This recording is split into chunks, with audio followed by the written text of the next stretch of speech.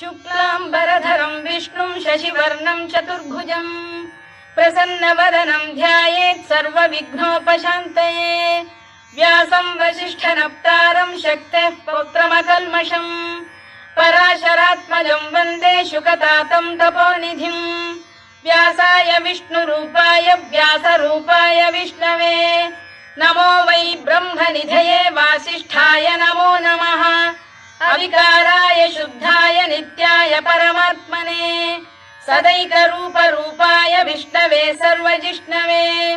यस्य स्मरणमात्रेण जन्म संसारबन्धनात्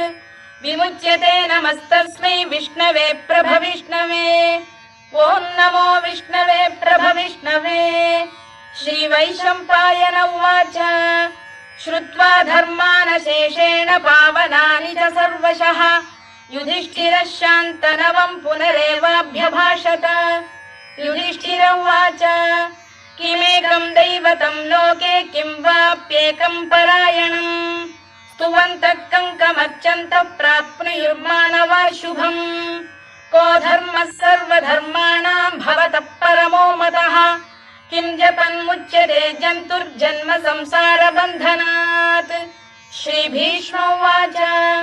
जगत्प्रभुं देवदेवमनन्तं पुरुषोत्तमं स्तुवन्नाम सहस्रेण पुरुषः सततोत्थितः तमेव चार्चयन् नित्यं भक्त्या पुरुषमव्ययम् ध्यायन् स्तुवन् नमस्यंश्च यजमानस्तमेव च अनादिनिधनं विष्णुं सर्वलोकमहेश्वरम्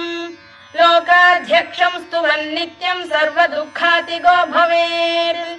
ब्रह्मण्यं सर्वधर्मज्ञं लोकानां कीर्तिवर्धनं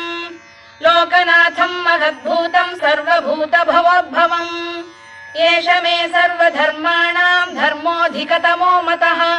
यद्भक्त्या पुण्डरीकाक्षं स्तवैरच्चेन्नरः सदा। परमं यो महत्तेजः परमं यो महत्तपः परमं यो महद्ब्रह्म परमं यः परायणम् पवित्राणां पवित्रं यो मङ्गलानां च मङ्गलम् दैवतं देवतानां च भूतानां यो व्ययः यतः सर्वाणि भूतानि भवन्त्यादियुगागमे यस्मिंश्च प्रलयं यान्ति पुनरेव युगक्षये तस्य लोकप्रधानस्य जगन्नाथस्य भूपते विष्णोर्नाम सहस्रं मे शृणु पापभयापहम्। यानि नामानि गौणानि विख्यातानि महात्मनः ऋषिभिः परिगीतानि तानि वक्ष्यामि भूतये। ऋषिर्नाम्नां सहस्रस्य वेदव्यासो महामुनिः छन्दोऽनुष्टुप् तथा देवो भगवान् देवकीसुतः अमृतांशुद्भवो बीजं शक्तिर्देवकी नन्दनः त्रिसामा हृदयं तस्य शान्त्यर्थे विनियुज्यते। विष्णुं जिष्णुं महाविष्णुं प्रभविष्णुं महेश्वरम् अनेकरूपदैत्यान्तं नमामि पुरुषोत्तमम्। अस्य श्रीविष्णोर्दिव्यसहस्रनामस्तोत्रमहामन्त्रस्य श्रीवेदव्यासो भगवान् ऋषिः अनुष्टुप्-छन्दः श्रीमहाविष्णुः परमात्मा श्रीमन्नारायणो देवता अमृतांशुद्भवो भानुरिति बीजम् देवकी नन्दन श्रेष्ठेति शक्तिः उद्भवः क्षोभणो देव इति परमो मन्त्रः शङ्खबृन्नन्दकी चक्रीति कीलकम् शार्ङ्गधन्वा गदाधर इत्यस्त्रम् रथाङ्गपाणिरक्षोभ्य इति नेत्रम् त्रिसामा सामगः सामेति कवचम् आनन्दं परब्रह्मेति योनिः ऋतुः सुदर्शनकाल इति दिग्बन्धः श्रीविश्वरूप इति ध्यानम् श्रीमहाविष्णुप्रीत्यर्थे सहस्रनाम जपे विनियोगः। ध्यानम् क्षीरोदन्वत्प्रदेशे शुचिमणिविलसत्सैकते मौक्तिकानाम् मालाक्लुप्तासनस्थस्फटिकमणिनिभैर्मौक्तिकैर्मण्डिताङ्गः शुभ्रैरभ्रैरदभ्रैरुपरि विरचितैर्मुक्तपीयूषवर्षैः आनन्दीनः पुनीयादरिनरिन गदा शङ्खपाणिर्मुकुन्दः भूः पादौ यस्य नाभिर्वियदसुरनिलश्चन्द्रसूर्यौ च नेत्रे कर्णावाशा शिरोद्यौर्मुखमपि दहनो यस्य वास्तेयमब्धिः अन्तस्थं यस्य विश्वं सुरनरखगो भोगि गन्धर्वदैत्यैः चित्रं रम्यते तं त्रिभुवन वपुषं विष्णुमीशं नमामि। ॐ नमो भगवते वासुदेवाय। शान्ताकारं भुजगशयनं पद्मनाभं सुरेशं विश्वाधारं गगनसदृशं मेघवर्णं शुभाङ्गम् लक्ष्मीकान्तं कमलनयनं योगिधृध्यानगम्यं वन्दे विष्णुं भवभयहरं सर्वलोकैकनाथम् मेघश्यामं पीतकौशेयवासं श्रीवत्साङ्कं कौस्तुभोद्भासिताङ्गम् पुण्योपेतं पुण्डरीकायताक्षं विष्णुं वन्दे सर्वलोकैकनाथम् नमः समस्तभूतानामादिभूताय भूभृते अनेकरूपरूपाय विष्णवे प्रभविष्णवे सशङ्खचक्रं सकिरीटकुण्डलं सपीतवस्त्रं सरसीरुहेक्षणं सहारवक्षस्थलशोभिकौस्तुभं नमामि विष्णुं शिरसा चतुर्भुजम् छायायां पारिजातस्य हेमसिंहासनोपरि आसीनमम्बुदश्याममायताक्षमलङ्कृतम् चन्द्राननं चतुर्बाहुं श्रीवत्साङ्कितवक्षसम् रुक्मिणी सत्यभामाभ्यां सहितं कृष्णमाश्रये।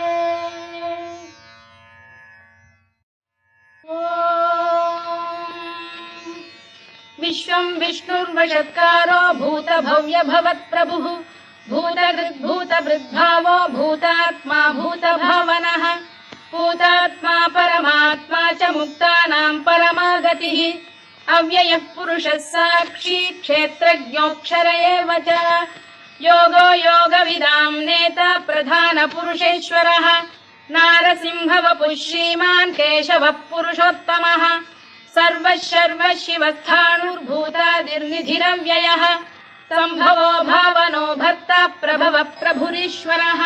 स्वयंभूः शम्भुरादित्यः पुष्कराक्षो महास्वनः अनादिनिधनो धाता विधाता धातुरुत्तमः अप्रमेयो ऋषिकेशः पद्मनाभोऽमरप्रभुः विश्वकर्मा मनुस्पष्टा स्थविष्ठस्थविरो ध्रुवः अग्राह्यः शाश्वतः कृष्णो लोहिताक्षप्रदर्दनः प्रभूतस्त्रिककुब्धाम पवित्रं मङ्गलं परम् ईशान प्राणद प्राणो ज्येष्ठः श्रेष्ठः प्रजापतिः हिरण्यगर्भो भूगर्भो माधवो मधुसूदनः ईश्वरो विक्रमी धन्वी मेधावी विक्रमक्रमः अनुत्तमो दुराधर्षः कृतज्ञः कृतिरात्मवान् सुरेशः शरणं शर्म विश्वरेताः प्रजाभवः अघः संवत्सरो व्याल प्रत्ययः सर्वदर्शनः अजः सर्वेश्वरः सिद्धः सिद्धिः सर्वादिरच्युतः वृषाकपिरमेयात्मा सर्वयोगविनिसृतः वसुर्वसुमनः सत्यः समात्मा संमितः समः अमोघः पुण्डरीकाक्षो वृषकर्मा वृषाकृतिः रुद्रो बहुशिरा बभ्रुर्विश्वयोनिश्चुतिश्रवाः अमृतः शाश्वतस्थाणुर्वरारोहो महातपाः सर्वगः सर्वविद्भानुर्विश्वक्सेनो जनार्दनः वेदो वेदविदव्यङ्गो वेदाङ्गो वेदवित्कविः लोकाध्यक्षः सुराध्यक्षो धर्माध्यक्षः कृताकृतः चतुरात्मा चतुर्व्यूहश्चतुर्दंष्टश्चतुर्भुजः भ्राजिष्णुर्भोजनं भोक्ता सहिष्णुर्जगदादिजः अनघो विजयो जेता विश्वयोनिः पुनर्वसुः उपेन्द्रो वामनः प्रांशुरमोघः शुचिरूर्जितः अतीन्द्रः सङ्ग्रहः सर्गो धृतात्मा नियमो यमः वेद्यो वैद्यः सदा योगी वीरः माधवो मधुः अतीन्द्रियो महामायो महोत्साहो महाबलः महाबुद्धिर्महावीर्यो महाशक्तिर्महाद्युतिः अनिर्देश्य वपुः श्रीमान् अमे आत्मा महाधृधृत् महेश्वासो महीभर्ता श्रीनिवासः सताङ्गतिः अनिरुद्धः सुरानन्दो गोविन्दो गोविदाम्पतिः मरीचिर्दमनो हंसः सुपर्णो भुजगोत्तमः हिरण्यनाभः सुतपाः पद्मनाभः प्रजापतिः अमृत्युः सर्वदृक्सिंहः सन्धाता सन्धिमान् स्थिरः अजो दुर्मर्षणः शास्ता विश्रुतात्मा सुरारिः गुरुर्गुरुतमो धाम सत्यः सत्यपराक्रमः निमिषो निमिषस्रग्वी वाचस्पतिरुदारधीः अग्रणीर्ग्रामणी श्रीमान् न्यायो नेता समीरणः सहस्रमूर्धा विश्वात्मा सहस्राक्षः सहस्रपात्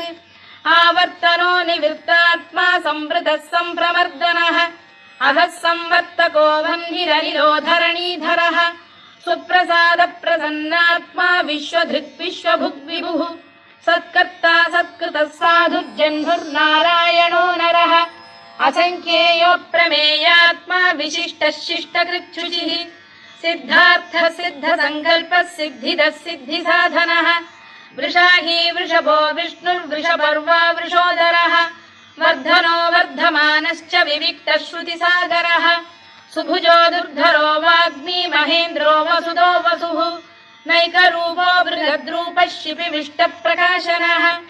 ओजस्तेजोद्युदिधरः प्रकाशात्मा प्रतापनः वृद्धस्पष्टाक्षरो मन्त्रश्चन्द्रांशुर्भास्करद्युतिः अमृतांशुद्धवो भानुः शशबिन्दुः सुरेश्वरः औषधम् जगतः सेतुः सत्यधर्मपराक्रमः भूतभव्यभवन्नाथः पवनः पावनो नरः कामः कामकृत्कान्तः कामः कामप्रदप्रभुः युगादिकृद्युगावर्तो नैकमायो महाशनः अदृश्यो व्यक्तरूपश्च सहस्रजिदनन्तजित् इष्टो विशिष्टः शिष्टेष्टः शिखण्डी नहुषो वृषः क्रोधः क्रोधकृत्कर्ता विश्वबाहुर्महीधरः अच्युत प्रतिथ प्राण प्राणदो वासवानुजः अपां निधिरधिष्ठानमप्रमत्त प्रतिष्ठितः स्कन्द स्कन्दधरो धुर्यो वरदो वायुवाहनः वासुदेवो बृहद्भानुरादिदेवः पुरन्दरः अशोकस्तारणस्तारः शूरः शौरिर्जनेश्वरः अनुकूलः शतावर्तः पद्मी पद्मनिभेक्षणः पद्मनाभोरविन्दाक्षः पद्मगर्भः शरीरभृत् महर्धिर्वृद्धो वृद्धात्मा महाक्षो गरुडध्वजः अतुलः शरभो भीमः समयज्ञो हविर्हरिः सर्वलक्षणलक्षण्यो लक्ष्मीवान् समितिञ्जयः विक्षरो रोहितो मार्गो हेतुर्दामोदरः सः महीधरो महाभागो वेगवानमिताशनः उद्भवः क्षोभणो देवः श्रीगर्भः परमेश्वरः करणम् कारणम् कर्ता विकर्ता गहनो गुहः व्यवसायो व्यवस्थानः संस्थानस्थानदो ध्रुवः परद्धिः परमस्पष्टः तुष्टः पुष्टः शुभेक्षणः रामो विरामो विरतो मार्गो नेयोनयोनयः वीरः शक्तिमताम् श्रेष्ठो धर्मो धर्मविदुत्तमः वैकुण्ठः पुरुष प्राण प्राणद प्रणव पृतुः हिरण्यगर्भः शत्रुघ्नो व्याप्तो वायुरधोक्षजः ऋतुः सुदर्शनकारः परमेष्ठी परिग्रहः उग्रः संवत्सरो दक्षो विश्रामो विश्वदक्षिणः विस्तारस्थावरस्थाणुः प्रमाणम् बीजमव्ययम् अर्थोऽनर्थो महाकोशो महाभोगो महाधनः अनिर्विण्णस्थविष्ठो भूर्धर्मयूपो महामखः नक्षत्रनेमिर्नक्षत्री क्षमः क्षामः समीहनः यज्ञयुज्यो महेज्यश्च क्रतुः सत्रम् सदाम् गतिः सर्वदर्शी विमुक्तात्मा सर्वज्ञो ज्ञानमुत्तमम् सुव्रतः सुमुखः सूक्ष्मः सुघोषः सुखदः सुहृद् मनोहरो जितक्रोधो वीरबाहुर्विदारणः स्वापनः स्ववशो व्यापी नैकात्मा नैककर्मकृत् वत्सरो वत्सलो वत्सी रत्नगर्भोधनेश्वरः धर्मकृद्धर्मी सदसक्षरमक्षरम् अविज्ञाता सहस्रांशुर्विधाता कृतलक्षणः गभस्तिनेमिः सप्तस्तः सिंहो भूतमहेश्वरः आदिदेवो महादेवो देवेशो देवभृद्गुरुः उत्तरो गोपतिर्गोप्ता ज्ञानगम्यः पुरातनः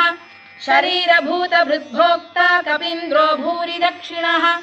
सोमपोऽमृतपः सोमः पुरुजिः पुरुषत्तमः विनयो जयः सत्यसन्धो दाशार्हः सात्वताम् पतिः जीवो विनयिता साक्षी मुकुन्दो मितविक्रमः अम्भोनिधिरनन्तात्मा महोदधिशयोऽन्तकः अजो महार्घः स्वाभाव्यो जितामित्रप्रमोदनः आनन्दो नन्दनो नन्दः सत्यधर्मात्रिविक्रमः महर्षि कपिलाचार्यः कृतज्ञो मेदिनीपतिः त्रिपुरस्त्रिदशाध्यक्षो महाशृङ्गकृतान्तकृत् महावराहो गोविन्दः सुषेणः कनकाङ्गनी गुह्यो गभीरो गहनो गुप्तश्चक्रगदाधरः मेधास्वाङ्गो जितकृष्णो दृढः सङ्कर्षणोच्युतः वरुणो वारुणो वृक्षः पुष्कराक्षो महामनाः भगवान् भगहानन्दी वनमाली हलायुधः आदित्यो ज्योतिरादित्यः सहिष्णुर्गतिसत्तमः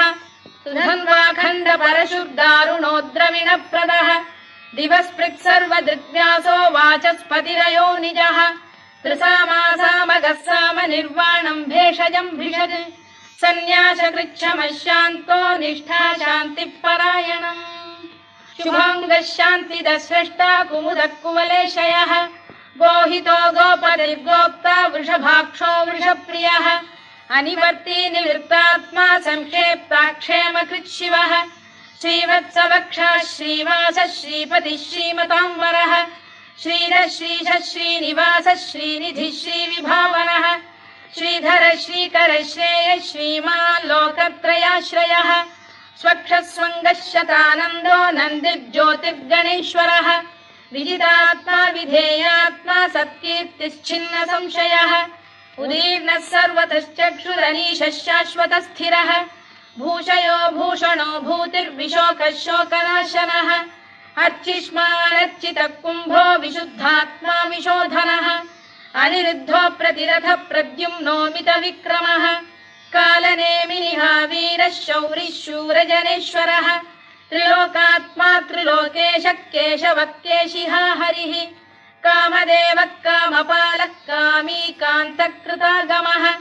अनिर्देश्य वपुर्विष्णुर्वीरोऽनन्तो धनञ्जयः ब्रह्मण्यो ब्रह्मकृद्ब्रह्मा ब्रह्म ब्रह्मविवर्धनः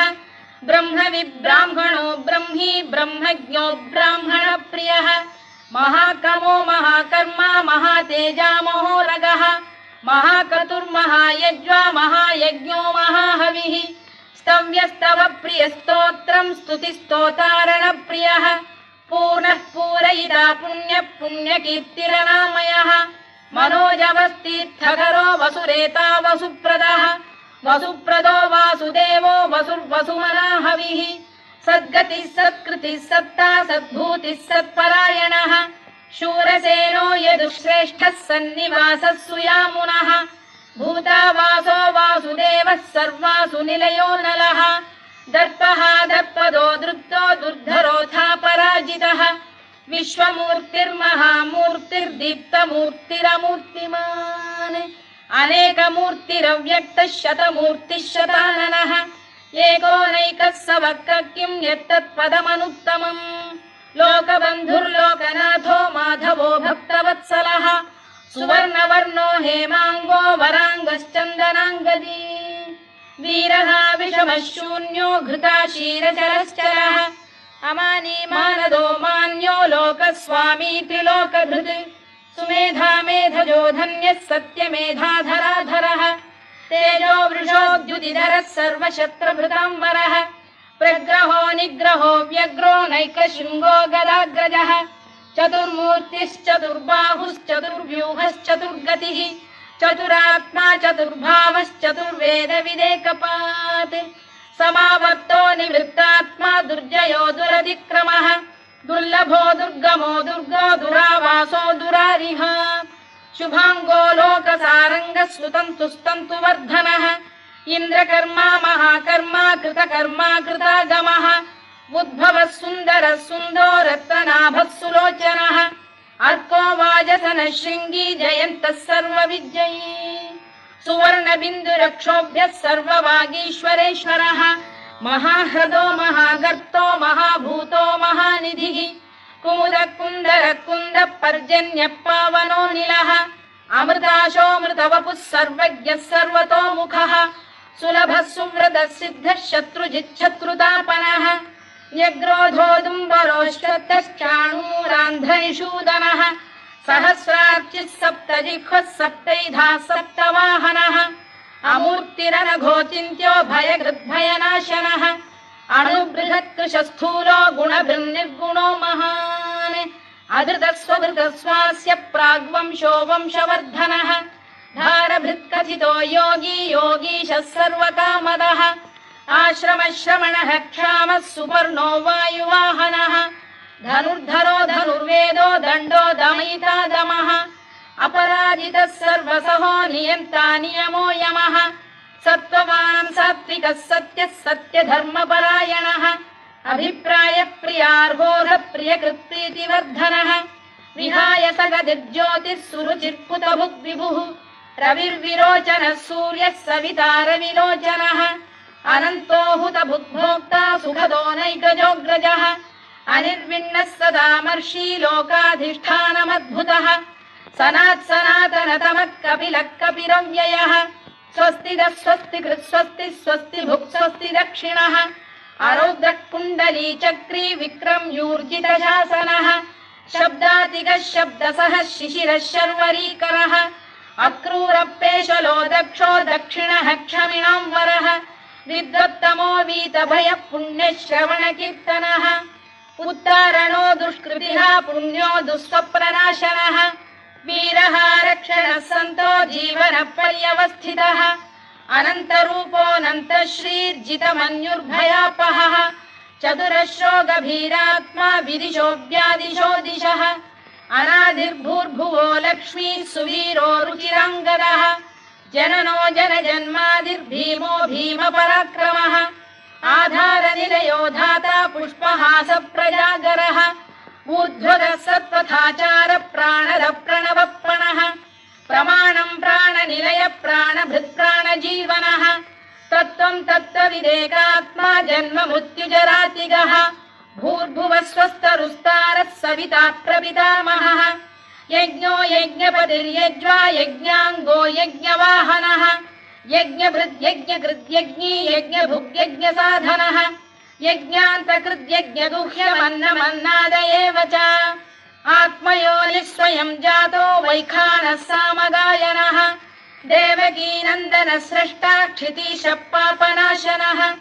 शङ्खबृन्नन्दकी चक्री शार्ङ्गधन्वा गदाधरः रथाङ्गपाणिरक्षोभ्यः सर्वप्रहरणायुधः सर्वप्रहरणायुध ॐ नम इति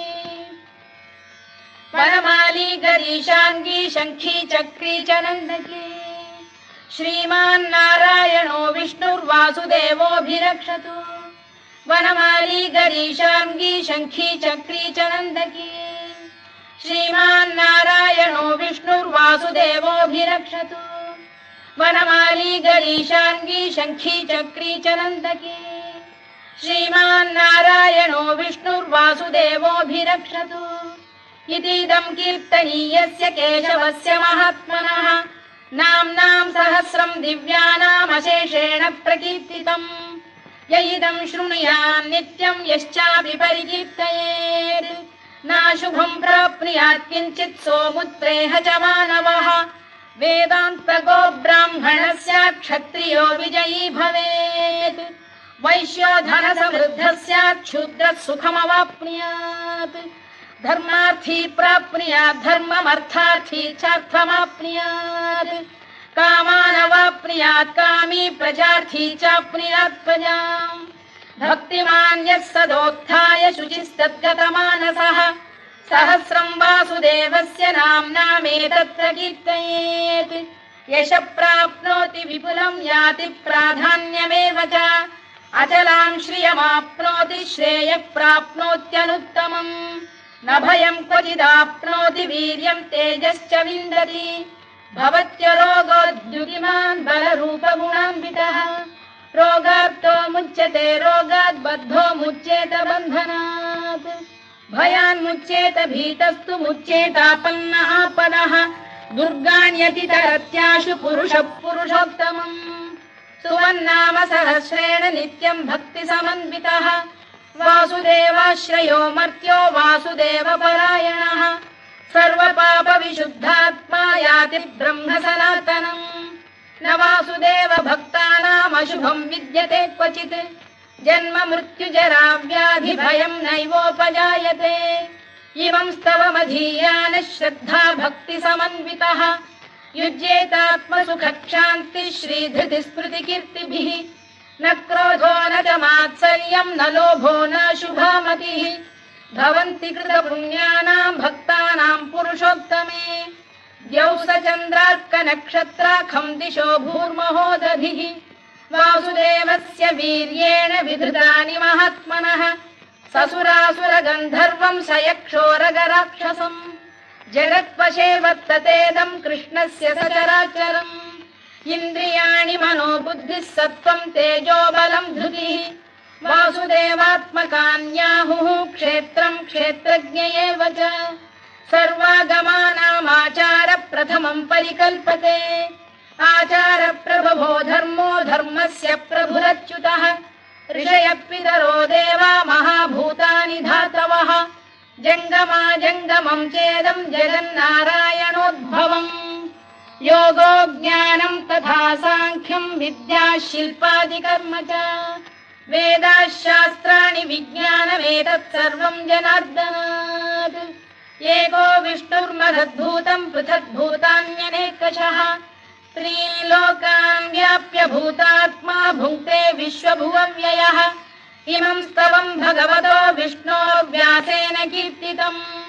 पठेद्य इच्छेत् पुरुषः श्रेयत् प्राप्तुं सुखानि च विश्वेश्वरमजं देवं जगतः प्रभुमव्ययम् भजन्ति ये पुष्कराक्षं न ते यान्ति पराभवम्